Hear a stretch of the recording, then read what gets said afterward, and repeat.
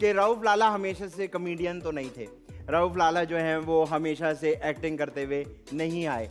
जब तक ये सफर शुरू नहीं हुआ उससे पहले रऊफ लाला क्या थे? फ्रूट मार्केट में हम केले बेचते थे तो 5 रुपए से स्टार्ट हुआ था। मैं 2 हफ्ते में 35 रुपए पे आ गया दिहाड़ी।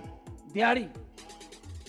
1 महीने में मैं उसका पार्टनर बन गया था। और उस जमाने के हमने जो है ना 2000 उसने 2000 कमा रहा हूँ, 1000 उसने ले लिया, 1000 मैंने ले लिया। और मैं नहीं रखता था, मैं अपने पास रखता था कोई मेरा ख्याल है 50 रुपए। तो लालू खेत में फिरदौस सिनेमा के गली के अंदर वो दूध में अंडा डाल के देते थे, वो पीता था और एक्सरसाइज करता था ना। तेरे भाई है भी तो दबंग ना। जी जी। तो बस वहीं से काम चल पड़ा, फिर चलते रहे, लेकिन काम किया, मेहनत से कभी नहीं घबराया।